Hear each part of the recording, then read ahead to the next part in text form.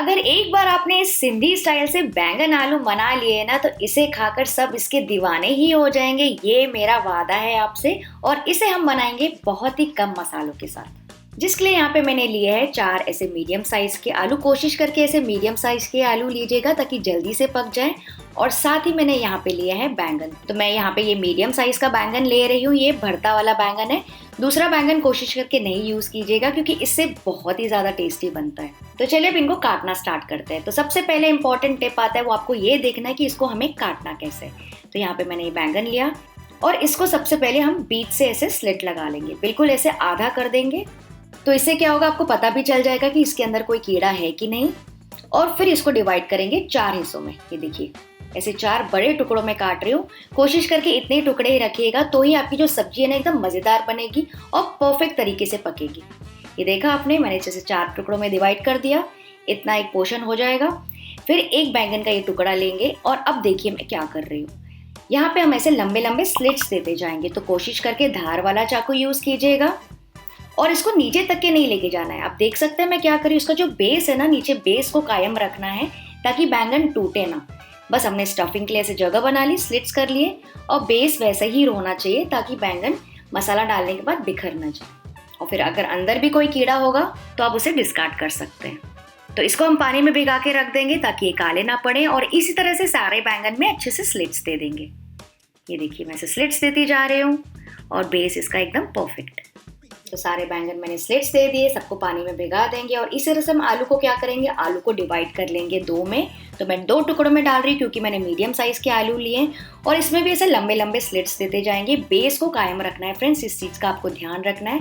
तो पहले इस तरफ से ऐसे लंबे लंबे स्लिट्स देते जाइए और फिर इस तरफ से भी हम ऐसे थोड़े थोड़े स्लिट्स दे देंगे ताकि ऐसे स्क्वायर जैसे शेप आ जाए बीच में। क्योंकि आलू है ना, आलू को पकने में ज्यादा समय लगता है, इसलिए हम आलू में ज्यादा स्लिट्स दे रहे हैं। और बैंगन में हमने सिर्फ एक ही साइड स्लिट दिया है। तो इसमें भी ऐसे दोनों तरफ से स्लिट्स दे दीजिए। बेसिकली इसे चिक्स बना लीजिए और इसको भी हम पानी में भिगा देंगे। तो चलिए अब इसके लिए बनाते हैं एकदम मज़ेदार मसाला। बहुत ही आसान है फ्रेंड्स। जिसके लिए मैंने यहाँ पे लिया है 1 टीस्पून भर के कश्मीरी लाल मिर्ची पाउडर। आप चाहे तो तीखा वाला भी ले सकते हैं। और 2 टीस्पून मैं ले रही हूँ धनिया पाउडर। जितना आपको कश्मीरी लाल मिर्ची लेना है ना, उसका डबल ही लेना है आपको धनिया पाउडर। बस इस चीज़ का ध्यान रखना, तो ही आपका मसाला काफ़ी सारा बनेगा। बिल्कुल थोड़ी सी मैं यहाँ पे डाल रही हूँ हल्दी पाउडर, करीबन आधा टीस्पून। और आधा टीस्पून मैं डाल रही हूँ जीरा पाउडर। That's it. बहुत ज़्यादा मसाले इसमें नहीं डलते हैं फ्रेंड्स, तो भी बहुत ज़्यादा टेस्टी बनता है। फिर हम इसमें डालेंगे 1 टीस्पून नमक। और फिर मैं इसमें डाल रही हूँ, ये देखिए, बस 1 टीस्पून बाइंडिंग और टेस्ट के लिए बेसन। बेसन से क्या होगा ना, मसाला थोड़ा सा भर भी जाएगा, मतलब थोड़ा सा ज़्यादा भी हो जाएगा। तो आप 2 से 3 टीस्पून भी डाल सकते हैं, थोड़ी सी क्वांटिटी बढ़ जाती है इसकी।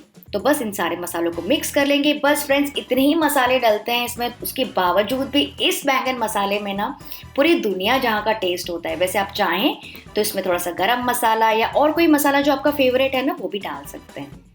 और इसके ऊपर एक्स्ट्रा फ्लेवर के लिए मैं डाल रही हूँ थोड़ी सी लहसुन ऐसे ग्रेट करके। आप चाहें तो अदरक, लहसुन और हरी मिर्ची का पेस्ट भी डाल सकते हैं, बहुत ज़्यादा टेस्टी लगता है वो भी। और बस इसको मिक्स कर लेंगे। तो ये हमारा बेसिक मसाला तैयार हो गया है।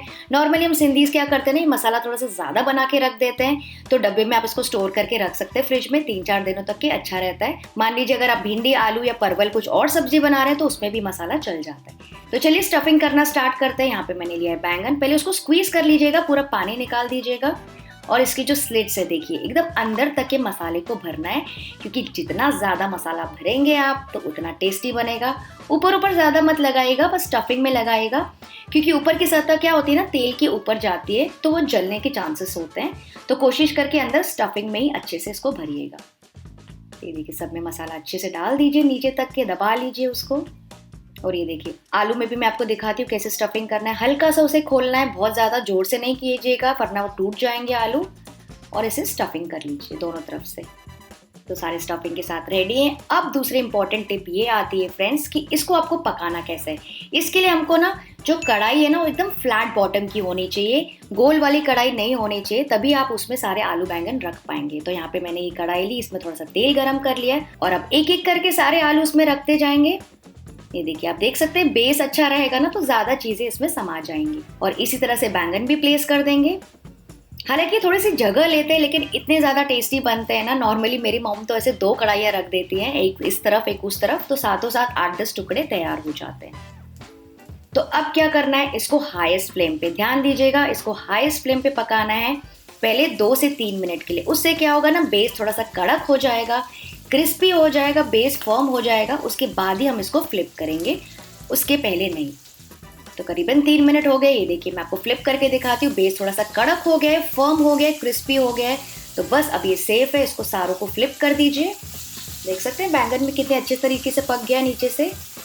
और अब क्या करना है, इसको लोएस्ट फ्लेम पे पकने देना है ढक के करीबन 6 से 7 मिनट के लिए। जी हाँ, बस इतना ही टाइम इसमें लगता है और कुछ करना नहीं होता है। तब तक के अच्छे से सॉफ्ट हो जाएंगे आलू और बैंगन। आप चाहें तो बीच में चेक कर सकते हैं और फ्लिप कर सकते हैं। तो मैंने करीबन सबसे पहले 6 मिनट के लिए लो फ्लेम पे रख दिया था। फ्लिप करके चेक करते हैं। ये देखिए एकदम बढ़िया सा गोल्डन ब्राउन कलर आ गया और मुझे देख के ना अंदाज़ा लग रहा है कि पक ही गए हैं ऑलमोस्ट। और मान लीजिए अगर आपको तेल की कमी लगे ना फ्रेंड्स, तो यहाँ पे तो हम सिंधीज भर भर के तेल डालते हैं। आप चाहें तो थोड़ा सा ऑयल साइड से ड्रिजल कर दीजिएगा। ये देखिए बैंगन में अब आप फ्लिप करके दिखाती हूँ। बैंगन तो ऑलमोस्ट पक ही गए हैं लेकिन अभी भी इसमें थोड़ी कसर बाकी है। तो फिर से अब इसको इस तरफ से ढक के पकाएंगे 3 से 4 और मिनट के लिए। फ्लिप करके पकाएंगे ना तो क्या होगा ना, अच्छे से पक जाएगा और एक तरफ से जलेगा नहीं। तो लेट हटा के चेक करते हैं। ये देखिए ऑलमोस्ट पक ही गए, लेकिन फिर भी मैं इसको लास्ट में ना एक बार और फ्लिप कर रही हूँ पोटैटोस को, क्योंकि मुझे ऐसा लग रहा है कि इस तरफ कलर थोड़ा कम है। बैंगन तो ऑलमोस्ट पक ही गए हैं, आलू एकदम अच्छी तरीके से पक गए। कैसे पता चले, लेकिन नाइफ आप डाल के चेक कर सकते हैं, एकदम आर पार हो रही है, मतलब कि बराबर पका हुआ है। और जो मसाला थोड़ा सा बचा था ना फ्रेंड्स, मैंने क्या किया, उसमें मिर्ची डाल दिया। मतलब मिर्ची की स्टफिंग कर सकते हैं या फिर उसमें लटपटा के थोड़ा सा आप मिर्ची भी ऐसे डाल सकते हैं। और फिर से इसको ढक के पकाएंगे लास्ट 1 और मिनट के लिए। That's it guys. टोटल इसको बनने में ही करीबन 12-13 मिनट लगते हैं, उससे ज़्यादा समय नहीं लगता है। लेट हटा के चेक करते हैं। सुपर फ्रेंड्स, ये रेसिपी इतनी आसान है। हम सिंधीज तो लाइक बचपन से इसको खा रहे हैं, लेकिन मैं इसकी रेसिपी हमेशा सोचती थी डालूं कि नहीं डालूं। और पूरे दुनिया जहाँ का टेस्ट होता है इसमें, पता है इसको ना आप दाल चावल के साथ ऐसे साइड डिश या फिर ढोडे के साथ, मतलब वो चावल की रोटी होती है ना उसके साथ, तो क्या लगता है। ये देखिए ये बस तैयार हो गए। इसको गर्मा गर्म सर्व कीजिए। ओह माय गॉड, देख के मुंह में पानी आ गया है। ऊपर से आप चाहें तो थोड़ा सा धनिया डाल सकते हैं। एकदम बढ़िया मसालेदार लाल लाल दिख रहे हैं कि नहीं, बिल्कुल ऐसी ही शक्ल होनी चाहिए, तभी वो लगेंगे सिंधी बैंगन आलू।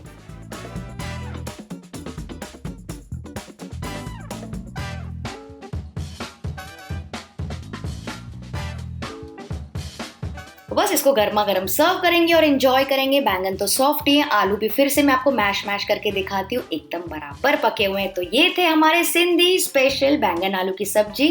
अगर पसंद आई तो ढेर सारे लाइक जरूर दीजिएगा। मैं आपसे मिलती हूँ, बाय बाय।